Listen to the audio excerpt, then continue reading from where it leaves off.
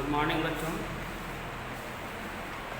आप लोग पढ़ रहे थे यौन संचारित रोग, जिसमें हमने आपको बताया था कि यौन क्रिया के दौरान यानी कि रिप्रोडक्शन के दौरान ऐसे कई रोग होते हैं जो नर और मादा में हो जाते हैं। ऐसे रोग होते हैं जो बाहर से नहीं दिखाई देते, जो अंदरूनी यानी कि आंतरिक रोग होते हैं। कुछ रोग होते हैं जो बाहर से भी स्पष्ट दिखाई देते हैं, जैसे हमने आपको बताया था पिछली क्लास में कि उपदंश, जो कि बाहर से दिखाई देता है नीले रंग का गोल धब्बा। इसी प्रकार हमने आपको बताया था सुजाक, जिसमें नलिका सूजकर फूल जाती है, जिससे यूरिन त्यागने में जलन प्रतीत होती है, और यह रोग प्रोस्टेट तक जब पहुंच जाता है तो इसे ठीक करना मुश्किल हो जाता है। ठीक है, उसी के आगे आज हम पढ़ेंगे एक रोग जिसका नाम है एड्स।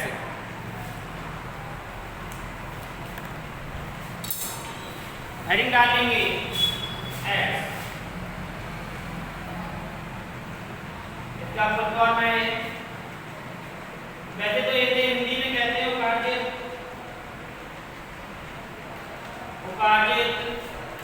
प्रतिरक्षा न्यूनता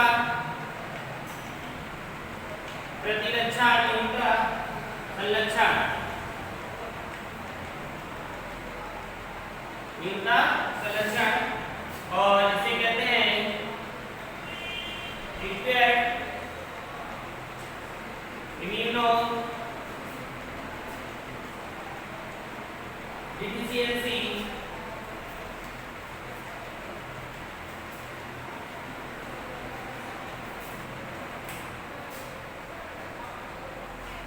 सिंड्रोम।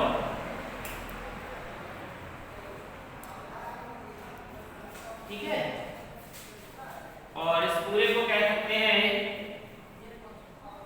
तो कभी कभी इसमें इसका फुल फॉर्म भी पूछ दिया जाता है, और ज़्यादातर फुल फॉर्म ही पूछा गया है कि एड्स का फुल फॉर्म क्या होता है। तो एड्स का फुल फॉर्म होता है एक्वायर्ड इम्यूनोडेफिशिएंसी सिंड्रोम। ठीक है, इसे आप जरूर लिख लीजिए। हिंदी बहुत कम पूछी जाती है कि उपार्जित प्रतिरक्षा न्यूनता संलक्षण, ये आप बहुत कम पढ़ेंगे और आपको बहुत कम पढ़ने को भी मिलेगा।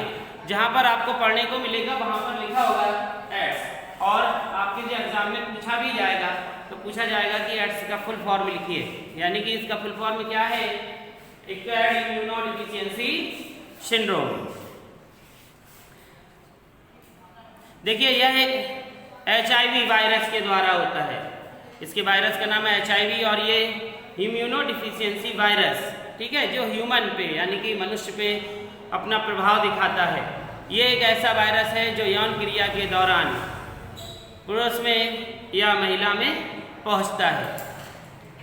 लेकिन जब कोई इससे व्यक्ति संक्रमित होता है तो, और इसका कोई भी अभी तक इलाज नहीं है, इसका बचाव ही इसका इलाज है। जैसे अगर कोई एड्स व्यक्ति है तो उससे कोई भी संबंध नहीं बनाना चाहिए, और उसके प्रयोग की गई निडल का उपयोग भी नहीं करना चाहिए, तथा उसके रक्त का उपयोग भी नहीं करना चाहिए। इन तीन से दूसरे व्यक्ति के अंदर एड्स फैल सकता है। और इसमें क्या होता है, जो हमारे शरीर के प्रतिरक्षा, जैसे कि यहाँ पर लिखा हुआ है प्रतिरक्षा,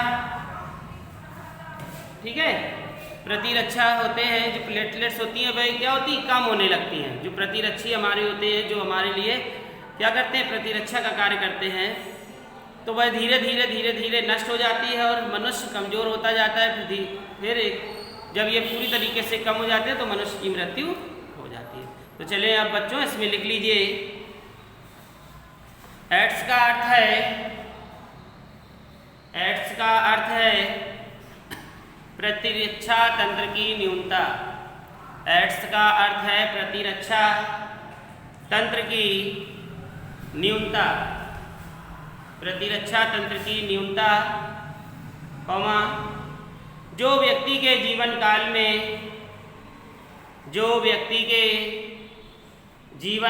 में उपार्जित होती है, जो व्यक्ति के जीवन काल में उपार्जित होती है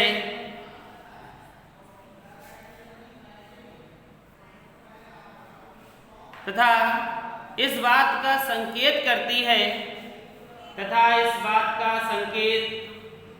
करती है कि यह कोई जन्मजात रोग नहीं है। संकेत करती है कि यह कोई जन्मजात रोग नहीं है। तो आप सभी को समझ में आ रहा है कि ये जन्म से नहीं होता है, लेकिन हाँ, यदि कोई महिला इससे संक्रमित है और उसके गर्भ में शिशु पल रहा है तो हो सकता है कि जो शिशु हो उसमें ये लक्षण आ जाए, तो ऐसे उसमें आ सकते हैं। तो जन्मजात नहीं है कि पीढ़ी दर पीढ़ी ये आता चला जाए, तो ऐसा नहीं है। अगली लाइन से लिखेंगे, यह रोग ह्यूमन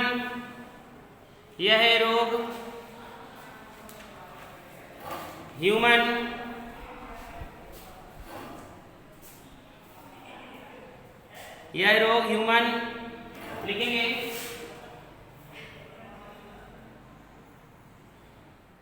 इम्यूनो डिफिशियंसी वायरस के द्वारा फैलता है।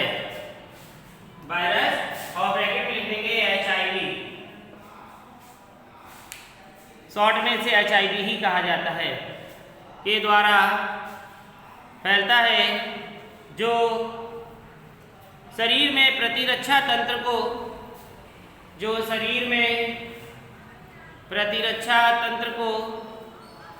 क्षति पहुंचाता है। जो शरीर में प्रतिरक्षा तंत्र को क्षति पहुंचाता है, जो शरीर में प्रतिरक्षा तंत्र को क्षति पहुंचाता है। हेडिंग डालेंगे एड्स के लक्षण।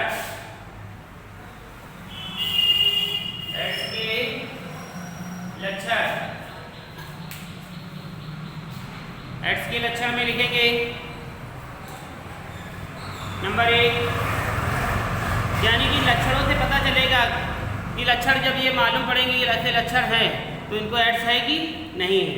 नंबर 1 लिखेंगे बार बार सामान्य रोगों से ग्रसित हो जाना।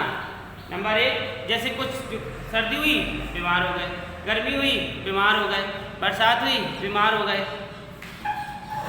4 किलोमीटर चले बीमार हो गए, कुछ भारी कार्य कर लिया बीमार हो गए। तो ये क्या है? क्योंकि शरीर में जो प्रतिरक्षा होते हैं वे कमजोर हैं। तो बार बार सामान्य रोगों से ग्रसित हो जाना। Number 2, TB. और देखिए इसमें एक मुख्य बात ये होती है कि जैसे कोई रोग घेरा उनको, कैंसर हुआ, टीबी हुई या कोई भी का, उसी से वो ग्रसित हो जाए और वही रोग उनको बराबर बना रहे, वह ठीक ना हो, क्योंकि उनकी प्रतिरक्षा क्या है? कमजोर है ना। लिखें टीबी क्या होता है? क्षय रोग। टीबी ये बैक्टीरिया के कारण होता है। टीबी कैंसर, निमोनिया, यौन रोग का उपचार के बाद भी ठीक ना होना। टीबी, कैंसर, निमोनिया, यौन रोग का उपचार के बाद भी ठीक ना होना। नंबर 3, लंबे समय तक इन सामान्य रोगों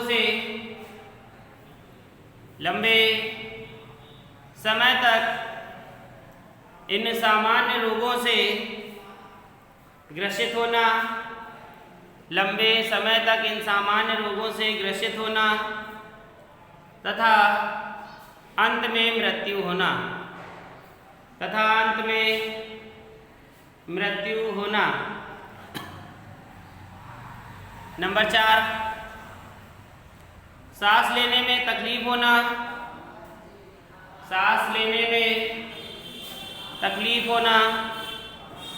तथा रोगी को लगातार बुखार आना।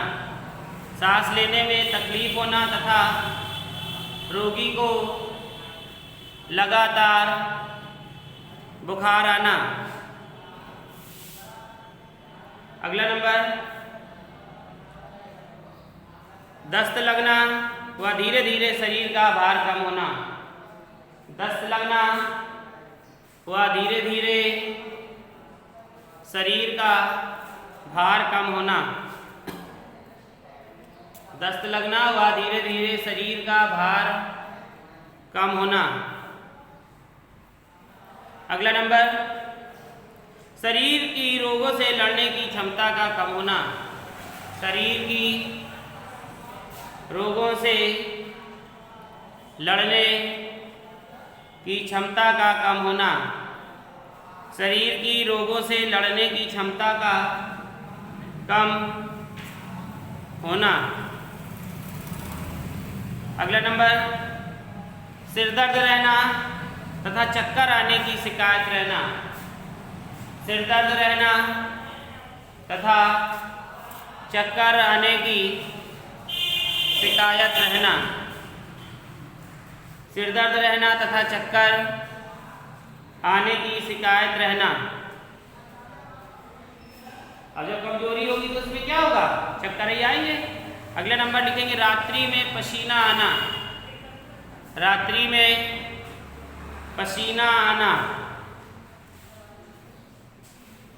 रात्रि में पसीना आना।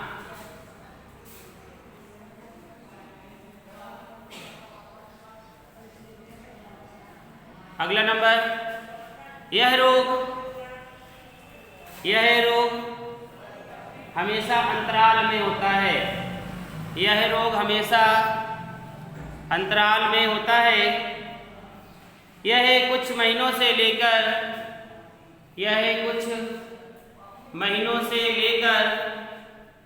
कई वर्षों तक हो सकता है। यह कई महीनों से लेकर कई वर्षों तक हो सकता है, यानी कि 5 से 10 वर्ष तक इसकी दवा, प्रतिरक्षी को मजबूत करने की दवा चलती रहती है और ये कई सालों तक रोग बना रहता है। अब हेडिंग डालेंगे HIV का संचरण। HIV का संचरण।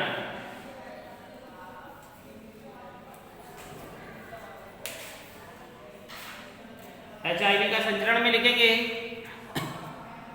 HIV के संचरण के निम्न कारण होते हैं। HIV के संचरण के निम्न कारण होते हैं।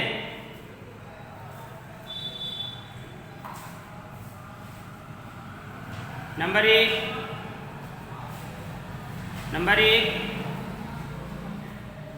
देखिए HIV फैलने के कैसे कारण, निम्न कारण है ना, कि जरूरी नहीं कि हम तो किसी के संपर्क में आए ही नहीं तो हमें कैसे। संपर्क आने का मतलब क्या है, जैसे किसी एक व्यक्ति से शादी हुई है तो उसी के साथ हमेशा रहना चाहिए, किसी अन्य के पास नहीं जाना चाहिए, तो इससे ये संक्रमण फैलता है। तो HIV का संचरण इस प्रकार से होता है, तो लिखेंगे HIV का संचरण सामान्यतः HIV संक्रमित व्यक्ति से, HIV का संचरण सामान्यतः HIV व्यक्ति से उसके अप्रभावित या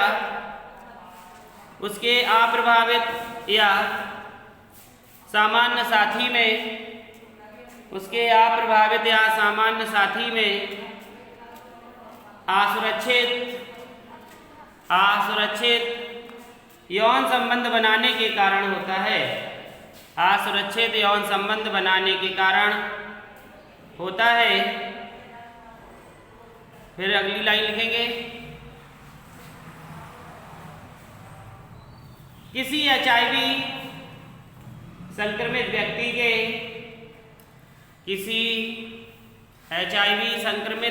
के रुधिर का दूसरे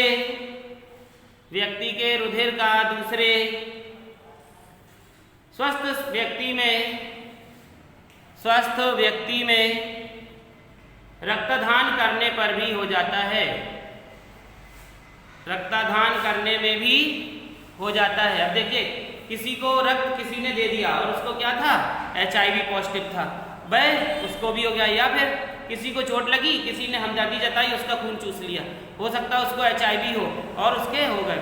तीसरा कारण ये हो सकता है कि जैसे घाव किसी व्यक्ति के है और वह व्यक्ति भी किसी घाव से संक्रमित है, या कुछ लोग हमदर्दी जताते हैं, उसके खून निकल रहा है, उसके हाथ में पहले से ही चोट है, उठाने वाले के हाथ में चोट है और वह व्यक्ति का रक्त उसके रक्त के संपर्क में आ गया, तो ऐसे भी यह रोग हो जाता है। ठीक है, अगला पॉइंट लिखेंगे, संक्रमित मां से होने वाले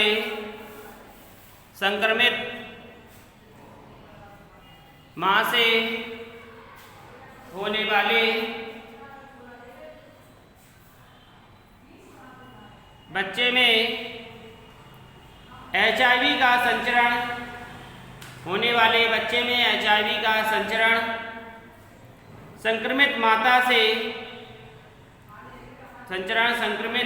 से उसके गर्भस्थ शिशु को होता है।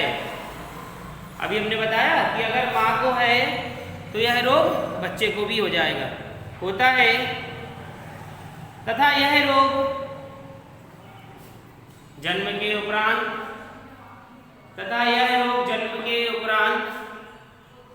बच्चे को स्तनपान कराने से भी हो सकता है,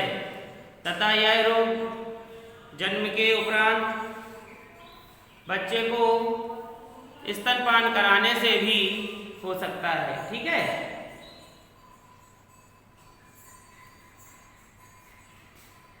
तो देखिए जैसे कुछ लोग क्या करती हैं, महिलाएं स्तनपान किसी बच्चे को कराने लगती हैं, तो हो सकता है वो HIV पॉजिटिव हो, या माँ वो HIV पॉजिटिव है लेकिन गर्भ में वो HIV नहीं हुआ उस बच्चे को, बाद में हो सकता है कि जन्म के उपरांत उस बच्चे को HIV हो जाए।